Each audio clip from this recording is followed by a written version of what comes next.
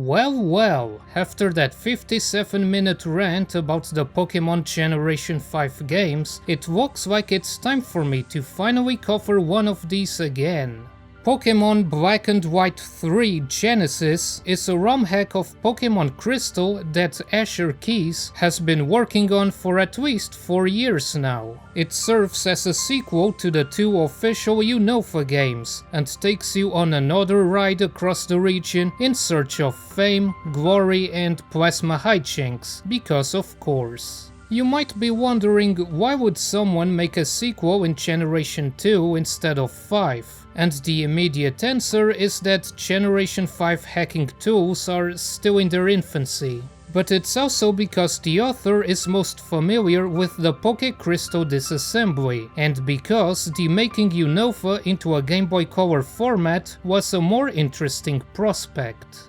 Black and White 3 begins with the region's new professor introducing you to the Pokemon world.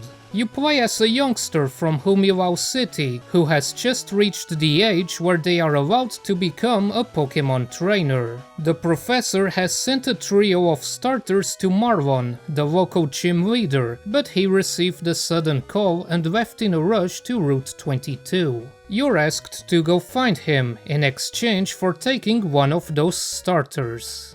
On the way there, you accidentally eavesdrop on a girl claiming she stole a package from the gym while Marlon was away. After chasing her through the neighboring town and route, she challenges you to a battle, curiously using one of the starters you didn't pick.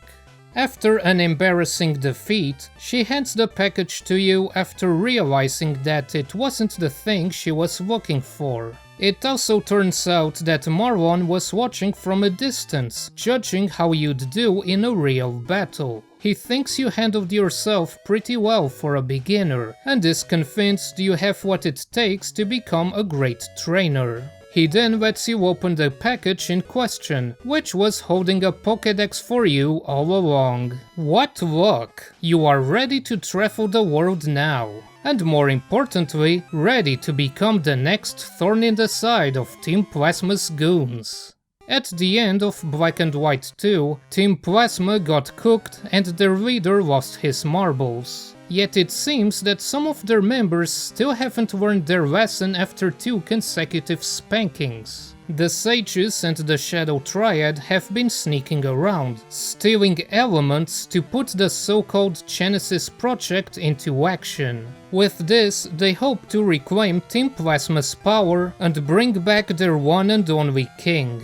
That mysterious girl, Infer, is also involved somehow. She's hellbent on becoming the strongest trainer in the world, and appears at multiple points to taunt the player, yet despite having a bone to pick with Team Plasma, she seems to be collaborating with them. That's cool and all, but this is a Pokemon game, and that means you also have gym badges to acquire and a Pokédex to fill. The end of the world be damned. Though it is a pretty neat world. What interested me the most about this ROM hack is its basic concept. A game set in Unova as if it was released all the way back in the Game Boy Color days. Back when life wasn't hell. The first thing that will grab your attention is the visuals, which use a ton of custom assets that are generally more detailed than those seen in the official games. Not everything is new, and maybe a couple of tiles are a bit too busy, but overall it's hard for me to complain. The new visuals also apply to Pokemon. Black and White 3 includes all Generation 5 Pokemon, plus a selection from the previous 4 generations and Sylveon. Without a significant rewrite of the engine, Generation 2 games have a hard limit of 255 Pokemon that can be programmed into it. So naturally, a majority of the Pokédex is filled with Unova Pokemon. Those from later generations have unique sprites, and for the most part they're pretty okay, although there are a few that definitely look out of place. And sadly, none of the sprites are animated,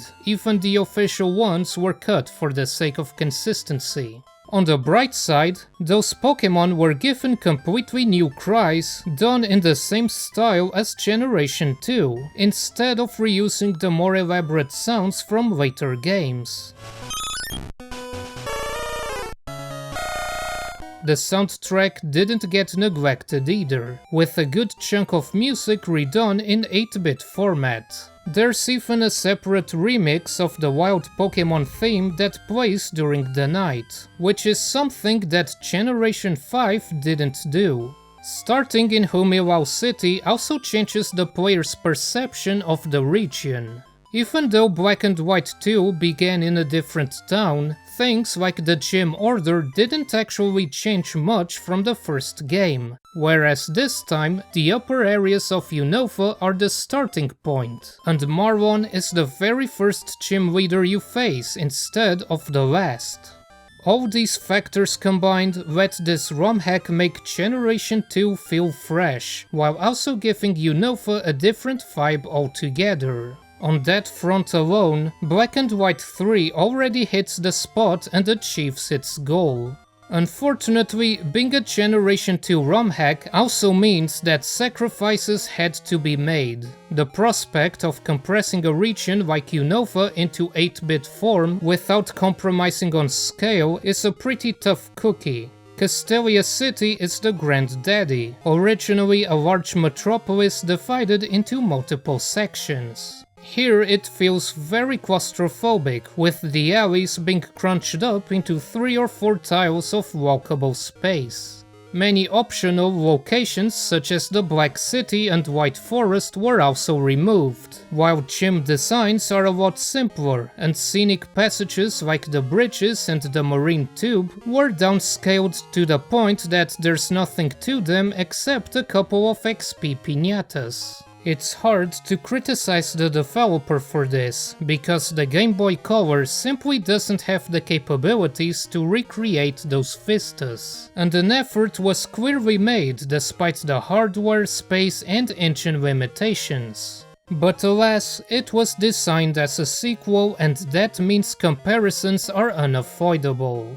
I think the reason why it stood out more than expected is that the author made a few world-building choices that just don't seem right to me. Choices that are probably intended to justify the downscaling, but that come off as being tonally out of touch. Nimbasa City bothers me because it used to be one of the region's most noteworthy locations, yet it's now a shadow of its former self. The stadiums were replaced with 2 shops. The battle train is now a regular train that just takes you to Aspertia City, and the gyms are no more. The park is just rotting away, with the car tracks and the podium being abandoned. Same with the Ferris wheel, where the player could ride with certain characters. Nimbasa was a city that had a lot of memorable aspects, but now it's in a sad state. Some NPCs mentioned that the park fell into disrepair because Alessa abandoned her gym to pursue bigger and better things, which is strange because not only is she shown to be a kind and empathic person, but apparently nobody else was there to maintain the park despite how important of a landmark it was. It's a weirdly cynical development, especially when the rest of the game doesn't deviate from the typical optimism and positive energy that the Pokémon series is known for.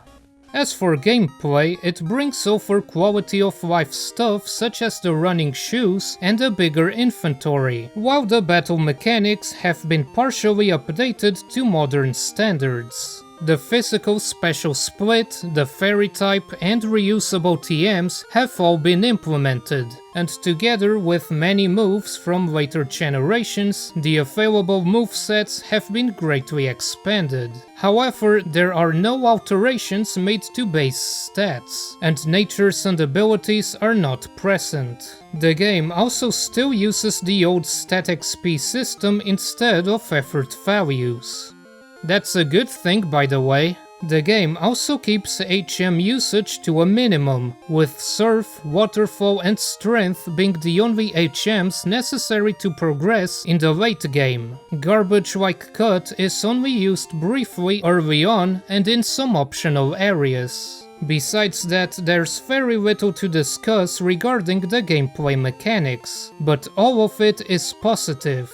Plans for a big 2.0 version that will further update the gameplay are also underway, borrowing upgrades from a different ROM hack called Polished Crystal.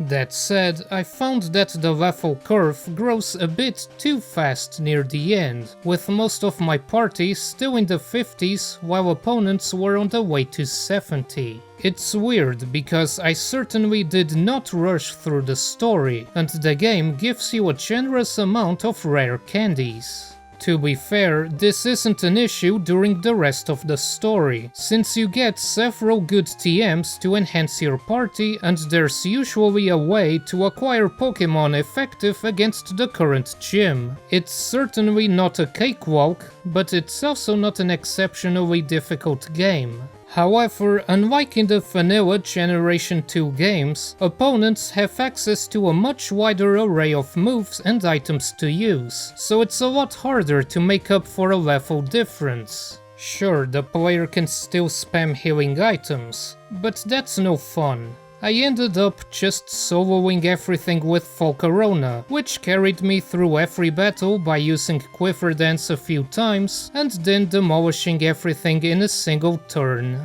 I also found it a bit disappointing how some parts of the story and world building are simply repurposed from the official games. Stuff like a bicycle shop opening in Castelia, but because the owner is having trouble selling them, he gives you one for free so you can advertise them. Or how the Flockacy Ranch has a sick Flaffy that needs berries to recover. The main one is that Inverse character is basically a retread of the Choto rifle. She steals a starter, she wants to be the strongest trainer in the world, and she's a salty cunt until the end when she mellows out.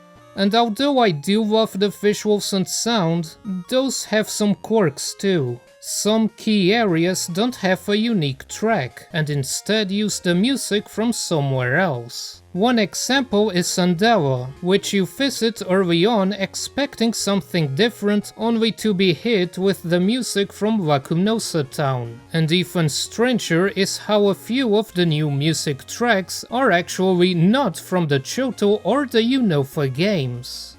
The camera scrolling is also broken somehow, so there's judder when moving around. It's particularly noticeable when running, and I assume that implementing that function is what broke it in the first place, because this is not the first ROM hack I see that had similar issues. And yes, I've tested this on both recommended emulators. It's an issue with the game itself.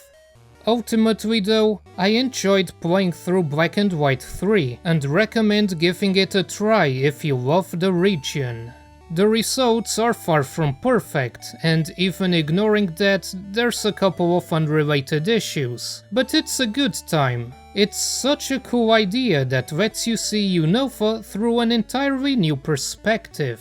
Yeah, it's not official and thus entirely not canon to the Pokemon timeline, but it's safe to say that an official third game will never happen in this day and age, especially not one done in the style of a Generation 2 remake.